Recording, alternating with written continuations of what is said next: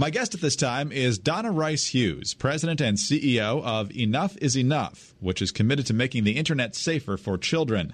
We want to get Donna's insights into the ever-growing scourge of child sex trafficking and how the Internet is playing a role both in children being targeted and in developing a market for something as disgusting as sex with kids. And Donna, thanks so much for being with us.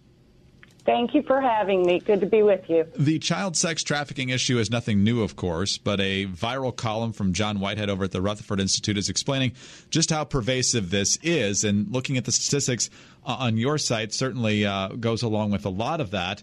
As many as 21,000 underage children are part of the national sex trade. Over 21% of those trafficked for sex are children. I think I saw someone in here where 99% of trafficked individuals trapped in forced sexual exploitation are women. According to John, children are the biggest illegally sold commodity behind just drugs and guns. And that doesn't even include the adults, like I just mentioned, who are trapped into this slavery. But let's start with the victims here. How is the Internet making kids vulnerable to abduction or enticement into sexual slavery pretty much right under our noses? Well, that's right. The Internet, as we all know, is a wonderful tool. But just like any tool, any communications device, it can be used for good or evil. And when we first started Enough is Enough back in 1994, just prior to the Internet, we launched the Internet safety movement because we saw the beginnings of criminals and child pornographers and sexual predators using the Internet. They're always on top of new technologies. And so there was just a report that came out last year, the 2018 Federal Human Trafficking Report, that has now documented that the Internet is the most dominant business model that sex traffickers use to not only solicit buyers of commercial sex, but also to lure victims. And this is exactly what sexual predators have been doing for all these years. We've been focused on protecting children on the Internet. So if you look at a trafficker, they're just another type of sexual predator who are looking to not just sexually abuse a child or a woman, but to actually sell them into a lifetime of sexual abuse and exploitation. And so because children are so vulnerable online, they're trusting people that they meet online. They're vulnerable in a lot of ways that they haven't been vulnerable outside of the Internet, if that makes sense. Also, it's very easy to attract buyers using this technology. Additionally, one of the things that we've been talking about for quite some time now is that we need to start looking at sex trafficking in a supply and demand type of economic model. And how do we curb the demand? And one of the points that I was actually able to bring up at a White House meeting with Ivanka Trump and Kellyanne Conway and the president is that the United States is the #1 host of child pornography sites worldwide. Let me just take a minute on child pornography. Child pornography depicts an actual child being sexually abused or exploited, right? So the people who use and consume that type of pornography or child sex abuse images, it does not satisfy their desire to have sex with children. In fact, it actually fuels that desire. So that is part of the issue of feeding the demand. The other is the very hardcore, extreme pornography that has proliferated on the Internet for the past 20 years. In fact, extreme pornography like rape, torture, bestiality, etc., even anal sex, is the new norm. It's the new normal. And there are other reports that find because of this very fetishized pornography that's out there, it's fueling the demand for sex, that type of sex act with a real person. And hence, it's drawing more and more of a demand for sex slaves, both women and children. So many places to follow up here, Donna, but let's start right where you left off. You mentioned that consumption of child pornography leads to wanting an actual child to have sex with, but getting to the point where you're consuming child pornography doesn't happen overnight either, I'm guessing. Well, it doesn't happen overnight, but here's the thing. Prior to the Internet, I'm going to go back to your first question. Prior to the Internet, child pornography was very hard to come by. It was very much black-marketed content, and it was postal inspectors regulated that, and they did a very good job. The Internet just exploded with child pornography because now there was a new avenue to not only exchange this type of content, but to create it, so that it's very easy now for someone who's sexually abusing or exploiting a child to video that, to take photos of that abuse and post it immediately, sometimes even in real time online for other sexual predators and pedophiles to use and to consume. So you're saying there's always been a market for it? It's just easier to get now? Well, yeah, there has been a market for it, but we're actually fueling the market. So that comes back to the supply and demand issue. And here's something that's unique about the quote-unquote adult porn industry. Since the Internet, we started to see more and more of a slide towards teen porn, and to whet the appetite of men who are using adult porn to have a sexual desire for younger and younger people, and in this case, teens.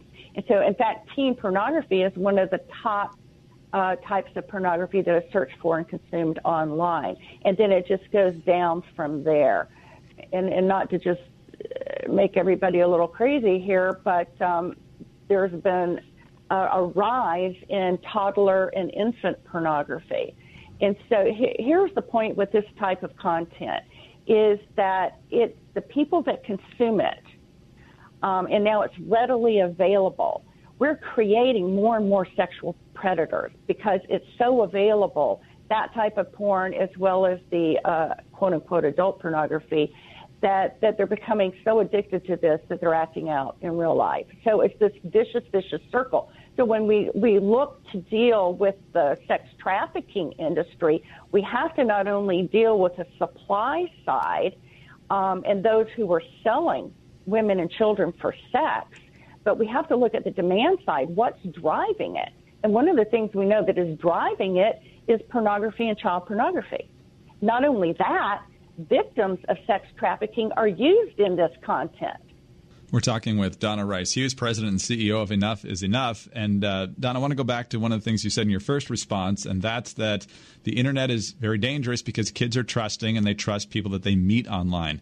Are chat rooms still a big thing on the Internet? Is that where these people find each other? Is there a different format now? And so how are these predators finding these kids is my question. Yeah, well, it just depends. If we're let me just divide that into two categories. We'll talk about children who are not yet trafficked, okay? So that could be any listener right now who has maybe a preteen girl, a daughter, or a teenager who is using the Internet and meets someone online. They start to engage in a sexual conversations. This is very common. Sexting may occur, that type of thing. Sometimes,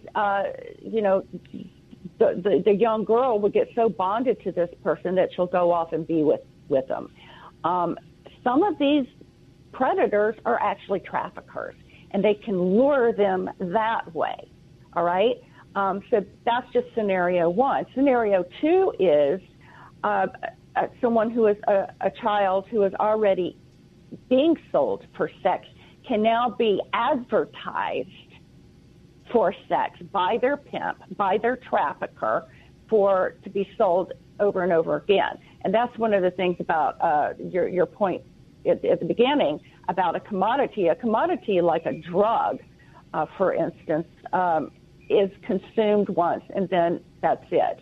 A child or a woman used for sex, they're consumed and exploited over and over and over again, sometimes 20 to 40 times a day. They're forced to have sex acts with the Johns that are using them.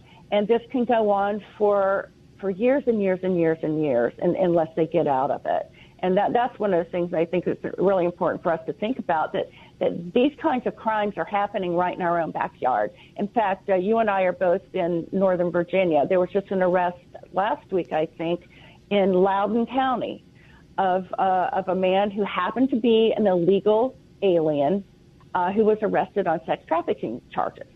The very top statistic I see on your site, the Internet was by far the most dominant business model that sex traffickers used to solicit buyers of commercial sex, used in 87.7% of sex trafficking cases, which leads to this question, Donna, and I don't want to certainly give people with bad intentions any more help in that regard, but how do these criminals who traffic the girls and the deplorable customers find each other, and how do we stop that from happening? Well, again, the Internet is a communications tool. So there's a tremendous amount of advertising, for instance. One of the great victories that we had over the past year is we were able to get FOSTA passed, which was the law that was very bipartisan, signed into law by Donald Trump, that allows now prosecutors to go after these traffickers who were selling and advertising women and children on websites like Backpage.com and Craigslist. This is a huge victory. And you can see on that very site that the number of cases just with Backpage, sex trafficking cases, dropped 18.3% from 2017 following the shutdown of Backpage. So, but, it's just like anything. If you're interested in I don't know, restoring old cars, you connect with people who are interested in restoring old cars on the Internet. The Internet's a great tool for that, but it can also be used for its illegal and criminal purposes, which it is. It's being used by terrorists, being used by drug cartels. It's being used, and it's very, very hard for law enforcement to keep up with all of this. We simply don't have the resources being invested in law enforcement and prosecution that we need. And one of the things that we've done at Enough is Enough is we wrote the Children's Internet Safety Presidential Pledge back before the last presidential election, and Donald Trump signed it. Hillary Clinton got behind it. One of the things we asked for is we need new monies, new resources to aggressively go after all these laws, child pornography, and sex trafficking and sexual predation laws, because we're not going to be able to deal with that supply side and the demand side on both sides of that until we have the resources to really fight this in a stronger and more aggressive way. In terms of these people finding each other via the Internet, unfortunately, it makes it a lot easier for them to do so. At the same time, though, it does leave an electronic trail. So when the traffickers are caught, how often are the customers also caught, assuming that the investigators are able to figure out that they've contacted one another? Well, that's a really good point. I don't know the data on that. And one of the cases, I actually wrote an op-ed about this recently about the massage parlors in Florida. There was a huge sting. It turned out to be a multi-million-dollar sex ring, and with Florida massage parlors posing as the front. And you may remember that Mr. Kraft, who's the owner of the Patriots, was arrested. Right. Okay. So this was one of the first times that it's become public where law enforcement is saying, look, we don't need to just go after the traffickers. We need to go after the Johns because they're the demand, right? If there wasn't a demand for sex with children and women, then they'd all be out of business. That's exactly right. There is a market for it, and that's why it exists. All right, let's get to the positives here, Donna, in our remaining couple of minutes here, and that's what can parents do? Obviously, there are Internet filters. You can limit screen time, but what are the most effective ways to make sure that at least online your kids aren't running into these predators? Well, there's a lot of things. We have our website, internetsafety101.org, and there's hundreds of pages of information to equip and empower and educate parents. But let me just run through a few key things. First of all, parents need to recognize that every single Internet-enabled device that their kids use, the parent needs to be on top of that putting on parental control tools. We call that the tools piece, filtering, monitoring, limiting screen time, like you said. There are technology tools that allow that to happen, but also using the non-technical measures, having conversations daily with your kids about what they're doing online, check in with them. Keep lines of communication open because your kids are going to come across pornography. In fact, one of the largest consumers of this hardcore pornography I'm talking to you about are preteen kids and boys and girls, right? So in a sense, we're in a way, we're creating the next generation of predators. A lot of these young people, in particular the young boys, are forcing their young girlfriends into very coercive and extreme sex acts. So know what your kids are doing, know who they're talking to, be the first line of defense. We've got all the information that you need to do that, and that's super critical. Another thing is some parents have, for instance, parental control tools on their laptop, their children's laptop or desktop, if anybody even has one of those anymore. But they forget about the smartphone, and they forget about the gaming device. All these devices have tools on them. You have got to use them. And you have to realize that your good, nice, sweet, very smart children are not immune. Because the bad guys, whether they be the traffickers, the sexual predators, the pedophiles, or the pornographers, they have very clever ways to seduce and to lure these kids into their traps. And that's what's happening, and I hear it all the time. And typically the first thing out of a parent's mouth is, I never thought this could happen to my child. When is the right time to report something? Immediately. Immediately, depending on what it is. Now, if your child's using pornography and you find that out, you want to have a conversation with them about this. You want to talk to them about healthy sexuality and why pornography is different, that kind of thing. That does not require calling the authorities, but it might require some counseling. But if a child has been certainly lured out of the home, or you find that they're communicating online with someone who appears to be a predator or a trafficker, and it's hard to really tell, but you'll know just from the sexual conversations, and you'll know that because you're monitoring and filtering their content. Contact law enforcement right away and report that person. Lastly, what can lawmakers and police do better? Much of what law enforcement is doing now is they're focused on the child pornography and the sex trafficking, which is the worst of the worst, and they need to be focused there. But we need to broaden that because we need to be dealing with the hardcore pornography that's out there, because that is one of the key problems. And those laws, they're called obscenity laws, that content is not protected speech. A lot of people think it is because it's everywhere on the Internet, but it is not. Those laws have got to be enforced. We actually put that into the Children's Internet Safety Presidential Pledge, and we're working with AGs and governors across the country to get those laws enforced as well at the state level. But I think, the public has more power than they realize. First of all, be the first line of defense for your own child. If you see something suspicious, report it. If you see, for instance, men going in, quote unquote, spa at all times of the day, check it out. Call law enforcement, ask them to check it out, find out what's going on. This is happening under our noses, and we're all responsible for doing something about it. Donna, it's a horrifically troubling subject to talk about, but you and others are doing excellent work to try and help those families, those who have already been devastated by it, and certainly those who want to not be the next victim. Thank you very much for your time today. We greatly appreciate it. Well, thank you. And we would love for your listeners to sign up for our weekly newsletters. We keep everyone updated as best we can on what to do and how to protect your children and families. And you can just sign up at enough.org or internetsafety101.org and follow us on Facebook and Twitter. We're putting out information every single day.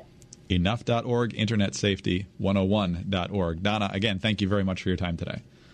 Thank you so much. Donna Rice Hughes, President and CEO of Enough is Enough. I'm Greg Columbus reporting for Radio America.